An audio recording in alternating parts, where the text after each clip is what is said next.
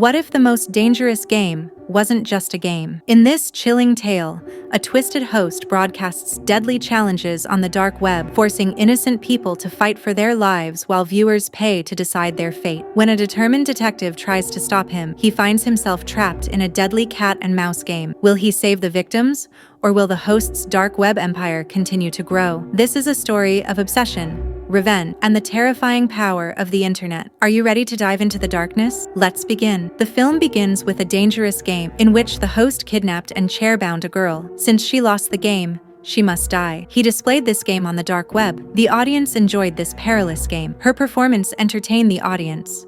3 weapons were on the table in front. The broadcaster promised viewers that whomever provides me the most money will murder this girl live with their weapon. His girlfriend sent $500. A chainsaw is requested to attack the girl. These cruel bastards also took the chainsaw and slaughtered the girl in front of everyone. The cops also learned about this game and stopped it at the same spot. Only 2 persons were found by the police. Only 1 child was found in the container after many searches. All others likely abandoned this area before police arrived. Now, the fragrance cuts and we see a previous scene. Ben is exhausted and home. He learned the man has restarted the game. Hearing the news, he ran to the police station, where all the policemen were watching the same presenter's game on the dark web, whom they had yet to follow. He sees 2 players and forced them to play rock, paper, scissors. Both knew playing this game would kill them. When these 2 didn't play, the teaser gun stunned them. When they play, the girl loses and is slain. The same scene at the beginning of the film showed how these people would chainsaw this girl. Ben immediately goes to his cybersecurity and asks them to track the presenter. But the bad news is that the presenter is using such a system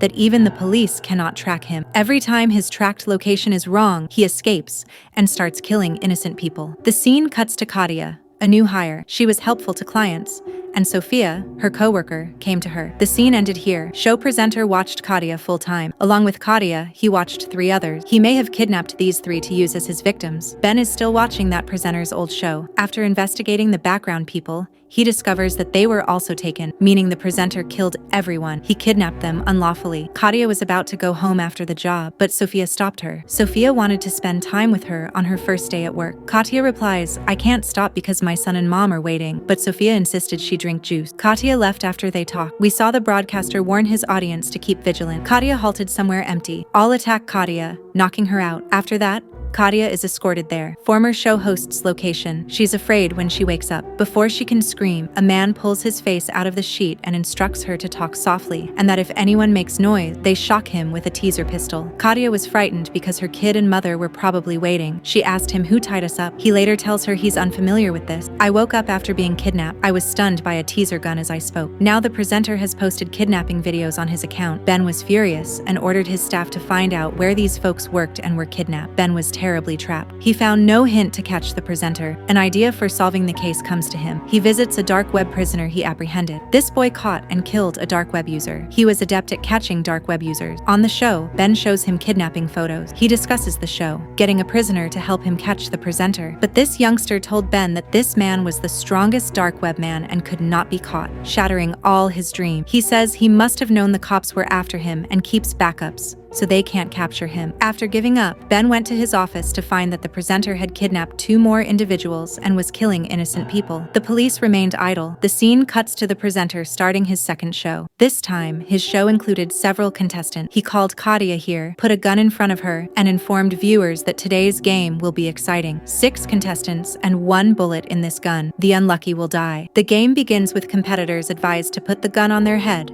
and press the trigger. Everyone fired one by one. Katia shot the bullet without a bullet, but when another contender pushed the trigger, his brain was blasted and he died. A third participant whose flag replaced the bullet was told that they had also lost the game and that people would kill their audience as they wished. Again, an audience female sent $500 and demanded to bleach the man to death. She donated the most. She was believed, and the man was bleached, killing all his organs. The next day's newspaper showed the game show killing people. Until recently, the police had done nothing. Since the police couldn't solve the case, the FBI took over. Presenter also learned about this. The presenter watched everything carefully. Sasha, another prisoner, with Katya. They plan to have these individuals flee since they will die if they stay. He thinks they will kill them, steal their gun, and flee when these people come to take them. Their planning was overheard by the presenter. Hearing this, he called Katya to his office and asked, "Don't you know that talking is prohibited here, and you breached the rule by chatting? I'll punish your partner instead of you, so your remorse never lets you make such mistakes again." People return to the TV,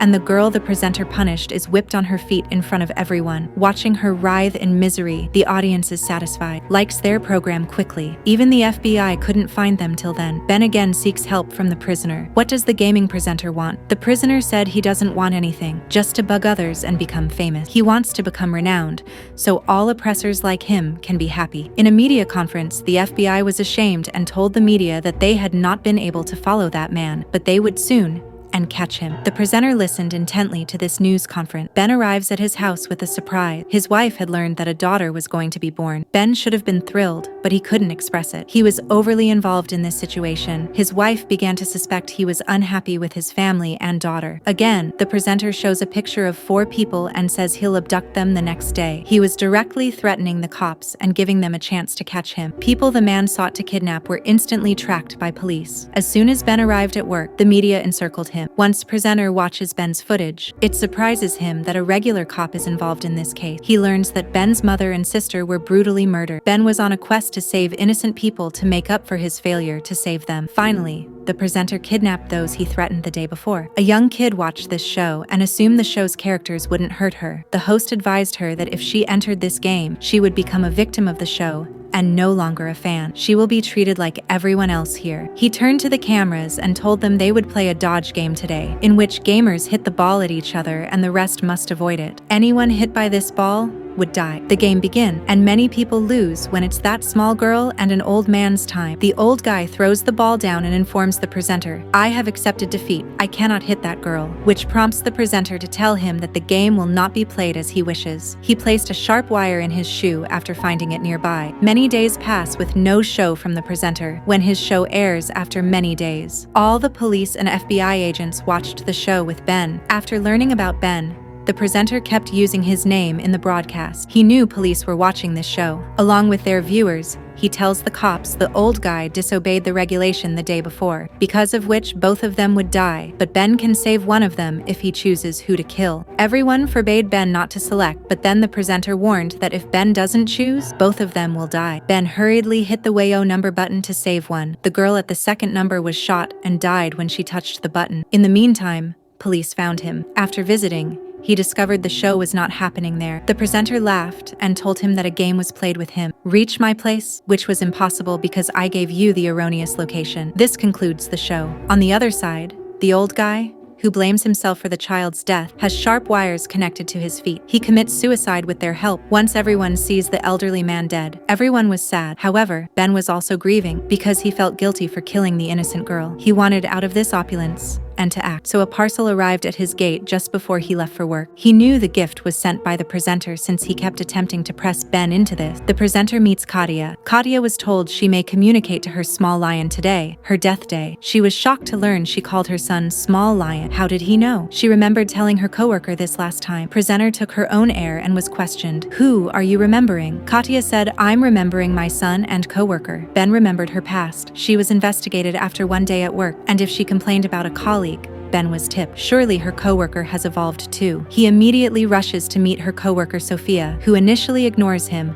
but later writes Ben note and tells him that these individuals have stolen her son. He can see them through the camera, forced to do everything she did to Katya. Ben asked her where her son was when she freed him. Sophia gives him the location. Bun knew the presenter must be presenting the same show. Without telling anyone, he arrived. Bun also phoned backup police before departing. Meanwhile, the show shows all the contestants playing a game. They received guns. All contestants then decided they will be freed by killing these individuals. 2 players were murdered when the presenter's security guards fired in response. Although Katya was there, the three tried to escape. A guard caught Katia's friend Sasha outside. Katia tried to save him, but Sasha demanded to leave. Tell the police about this location from there. She was leaving when Ben bumped into her. Seeing Katia scared, he promised her that backup police were coming and everything would return to normal. Ben hides Katia and advances. The presenter was in a room. Seeing him, the presenter shouted, "Shoot me if you dare." Ben shot and murdered him without thinking. He approached him and removed the mask to find no presenter. The live broadcast and show were happening while an innocent girl was caught and made to sit here, and the presenter fled before she arrived. This makes viewers chuckle and makes Ben fun. The cops retrieved Katia,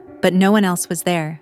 The presenter's wife was waiting outside. The presenter sat in the car while his wife drove him away. The movie revealed Sophia as the presenter's wife. Sophia arranged the whole affair to catch Ben and the presenter. In the movie's post-credit scene, the presenter returned. He announced that season 2 of this show is coming, hearing which excites spectators and presents a new police problem. The film ends with a shocking twist. The mastermind behind the deadly dark web show escapes, leaving Detective Ben humiliated and the victim's fates uncertain. Despite Ben's effort, the host's wife, Sophia, reveals herself as the true orchestrator of the chaos, manipulating both Ben and her husband to keep the deadly game alive. In a post-credit scene, the host teases a second season of his horrifying show, leaving viewers and the police on edge. The film leaves us questioning, can justice ever prevail in the shadows of the dark web? Or will the cycle of violence and exploitation continue forever? The moral of the story is clear. The internet's anonymity can empower the worst of humanity, and the fight against evil is never truly over. The host's chilling return serves as a warning about the dangers of unchecked power and the lengths people will go to for fame and control. What did you think of this twisted tale? Was the host's escape a commentary on the dark side of the internet, or a deeper exploration of human obsession? Let us know your thoughts in the comments below. If you enjoyed this recap, don't forget to like, share, and subscribe for more thrilling stories like this one. Hit the bell icon so you never miss a video. And remember, stay curious, stay safe, and keep exploring the dark corners of cinema with iMovieSummarized. Until next time.